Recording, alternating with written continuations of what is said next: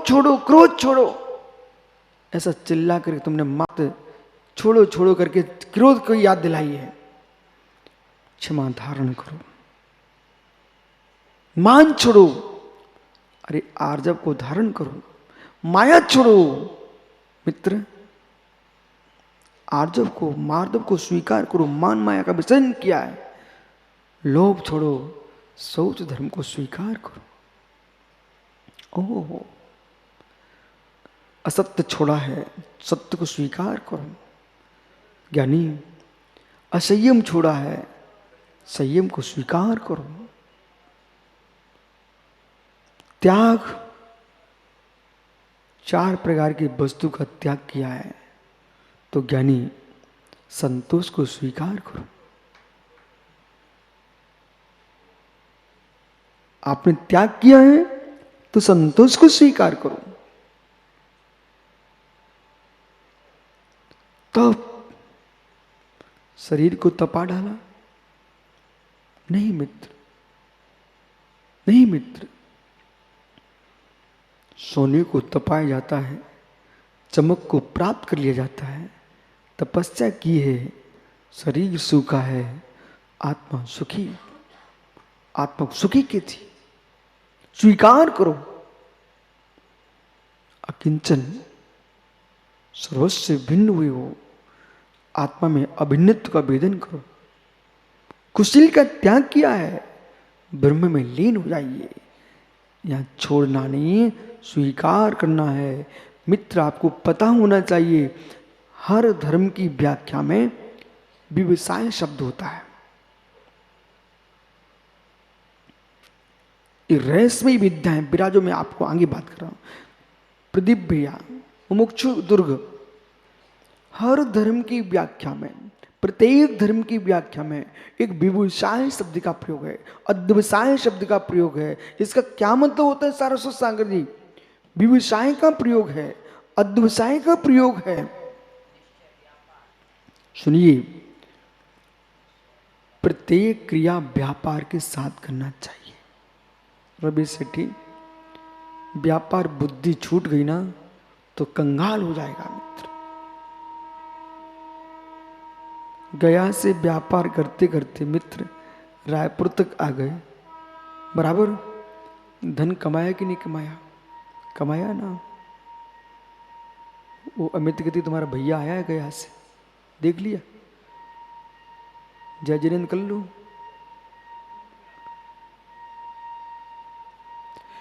विराजो ज्ञानियों, व्यवसाय शब्द जो है वो व्यापार अर्थ में है। व्यवसाय शब्द जो क्या है? निस्वार्थ व्यापार। श्री समय सर जी में अनेक अर्थ किए हैं। अब जब व्यापार शब्द का जब प्रयोग किया है तो व्यापार में कैलाश रारा जी, व्यापार का मतलब क्या होता है? आप अपनी भाषा में बोलिए। जो लोक की भाषा है उसमें व्यापार का अर्थ क्या होता है? हैं?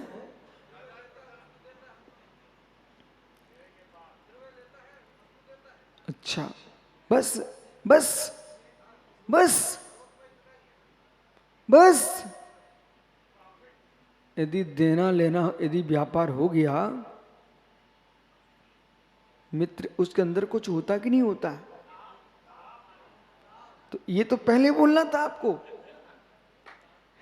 व्यापार में हानि लाभ देखते हुए लेना देना करना पड़ता है। वो आपने कहा गुरुजी देना और लेना, तो ये तो काम बिगड़ जाएगा। इतना दे दिया, इतना दे दिया, घर में कुछ बचेगा ही नहीं। तो आपको मालूम, हीरे मोती दे दिए और कांच लेके आ गए। दूध की बाल्टी दे के आ गए और पानी लेके आ गए। तो व्यापार में आपको यह भी तो देखना पड़ेगा लाभ कितना और हानि कितनी, बराबर भैया? तो मतलब लेन देन करना, अपना द्रव्य देना, दूसरा द्रव्य लेना, मित्र ये व्यापार है। हर धर्म की व्याख्या में व्यापार शब्द का प्रयोग है व्यवसाय। व्यवसाय तो आपको देखना चाहिए मित्र कि हम व्यापार कर रहे हैं कि नहीं कर रहे हैं। यदि हमने पर्युषण के दिन क्रोध का त्याग किया है तो मित्र तुमने त्याग तो कर दिया, स्वीकार क्या किया है? तब बोलो क्षमा को स्वीकार किया है। व्यावसायिक भाव है, व्यावसायिक भाव है। परंतु ऐसे व्यापार मालूम धीरे से ज्ञानी लोग क्या बोलते हैं, कैलाश भैया राजा जी ऐसा व्यापार मत करना जिसमें बहुत हिंसा होती हो। हे मित्र, हे मित्र, जीवन जीने के लिए बहुत नहीं चाहिए। अल्प धन से भी हम जी सकते हैं, पर दिखावे के पीछे व्यक्ति ने ट्रक खरीद लिए और ट्रक खरीदे, व्यापार प्रारंभ है और एक चक्का चला, उसके नीचे कितनी गिजाई मर गई, कितनी मेढक मर गए, कितनी मेरे मित्र जी पिसते चले जा रहे हैं। मालूम चला जिस व्यक्ति का पुण्य 50 वर्ष तक चलने वाला था, उसने 5 साल के अंदर नीचे गिर गया, पूरा पुण्य नष्ट कर लिया। यानी ऐसे व्यापार कर बैठे, बहु हिंसा हो रही है। धन इसी भव का है। राजा जी सबको समझाना, धन इसी भव तक का है और धर्म भव भव का है।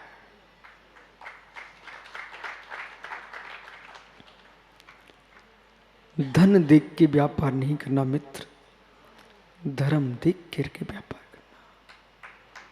विराजो बराबर,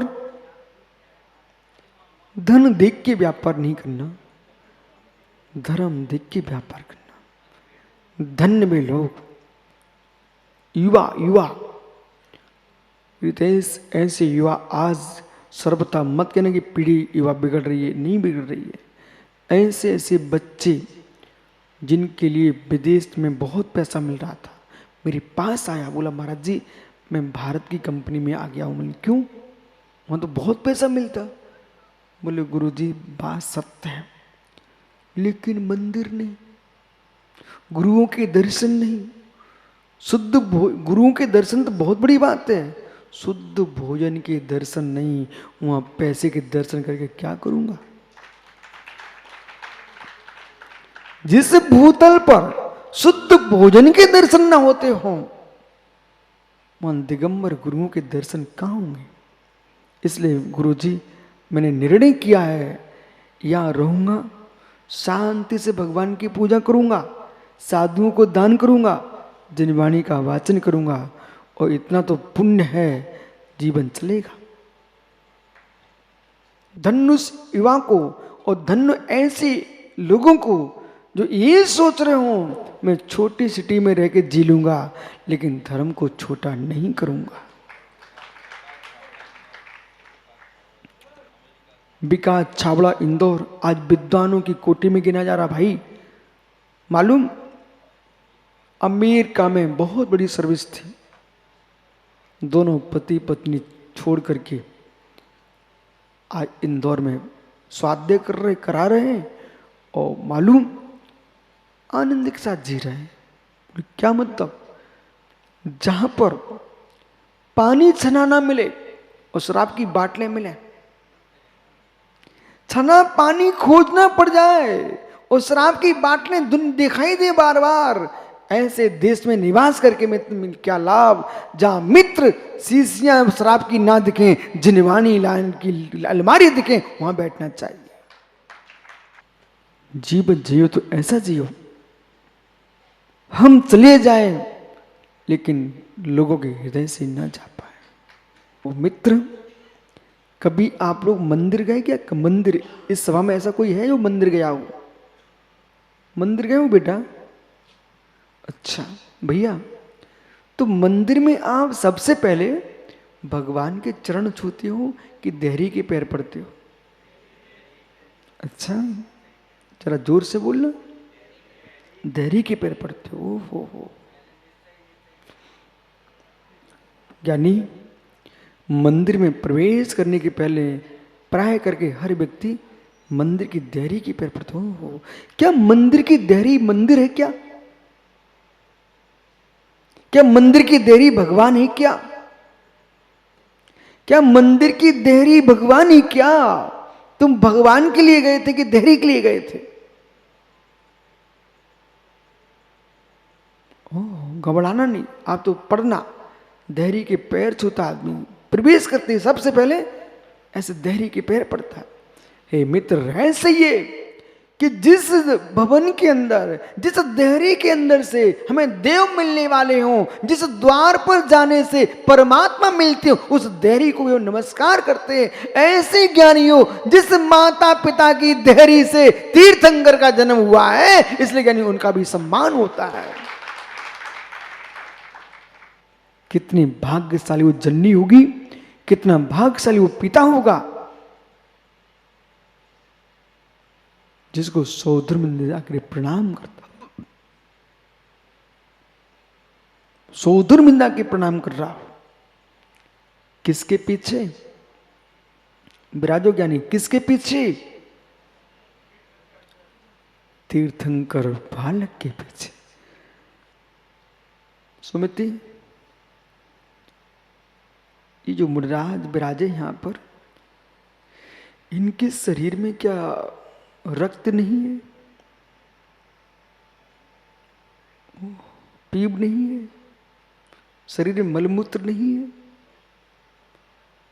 है? हड्डी मांस चमड़ा सब है? ओ रत्नात्रय धर्म, तुझे धन्य प्रभु। हड्डी मांस पीप मज्जा शुक्र सब भरा हुआ शरीर के अंदर। एक रत्नत्रय धर्म की महिमा तो देखो। तो आप नमस्कार करते हो, इस धर्म के पीछे इस चमड़े का शरीर भी पूज रहा है।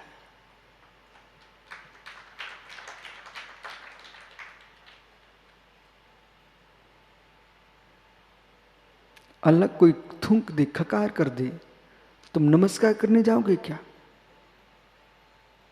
पर मुनि के मुख में यदि खकार भी भरा हुआ है, जब प्रणाम करोगे वहां भी तुम झुकते हो।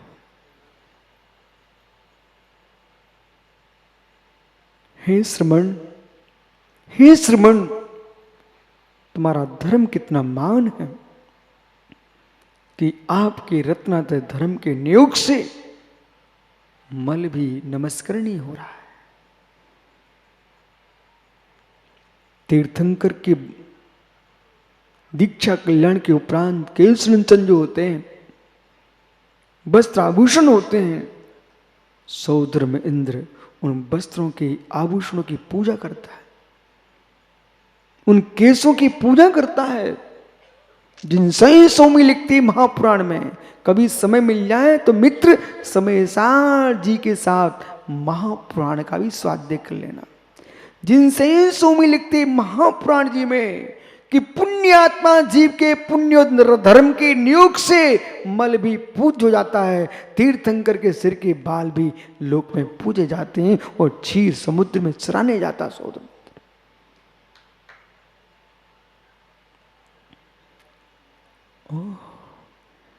जो 64 रिद्धियों को प्राप्त है, श्री त्रिलोह प्रणति दोषी जी अपने जैन परंपरा एक बहुत बड़ा ग्रंथ है जिसमें 3 लोक का व्याख्यान लिखा हुआ है। जैसे भगवती सूत्र में करुणानियोग की व्याख्या है, त्रिलोक प्रणति, त्रिलोक सार, लोक विभाग, ये 3 ऐसे जैन परंपरा में ग्रंथ हैं जिनके अंदर संपूर्ण ब्रह्मांड की लोकालोक की व्याख्या। त्रिलोक सार, त्रिलोक प्रणति में त्रिलोक प्रणति ग्रंथ, इसको आप अपनी दूसरी भाषा में बोलो त्रिलोक प्रज्ञप्ति। त्रिलोक प्रज्ञप्ति नाम के ग्रंथ में ज्ञानी रिद्धियों की व्याख्या है। जो आमोशी खिल्लोसई रिद्धि संपन्न मुनि हैं, सुमति आमोशी रिद्धि, वो मुनिराज ने मल विसर्जन किया। उस मल से टकराई हुई वायु किसी रोगी को स्पर्शित हो जाए, वो मल से उनके रोग ठीक हो जाते हैं। खिल्लों से ही यानी खकार, वो मुनिराज कहीं कफ बढ़ गया, उन्होंने पीछे से मार्जन करके वो जमीन पर विसर्जन किया प्राशुक भूमि पर। उस खकार से टकराई वायु कोई सामने रोगी निकल रहा हो, उसका रोग क्षण मात्र में ठीक हो जाएगा। चंद्रपुर के डॉक्टर घर नहीं जाना पड़ेगा, विश्वास मानो। आशी विश्रुद्धि जिनको प्रकट हुई, आशी विश्रुद्धि, किसी व्यक्ति को काले कोबरा नाग ने डस लिया हो, वो आशी विश्रुद्धिधारी मुनिराज वहां से निकल रहे, विराजमान हो, विहार कर रहे हो, और उनकी टकराई वायु तो दूर है, यदि मुनिराज ने ऐसे देख लिया प्रेम से, उस व्यक्ति का जहर उतर जाएगा।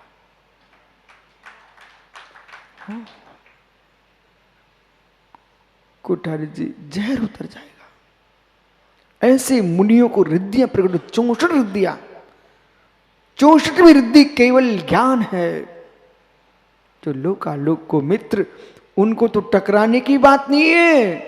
जहां पर रिद्धि संपन्न मुनिराज निकल भर जाए, सुभिक्ष हो जाता है, तीर्थंकर भगवान विहार करते हैं, तो मालूम योजनो योजन पवन वहां सुभिक्ष हो जाता है। रावण में, लंका में रावण राम के युद्ध के उपरांत मुनिराज पधारे।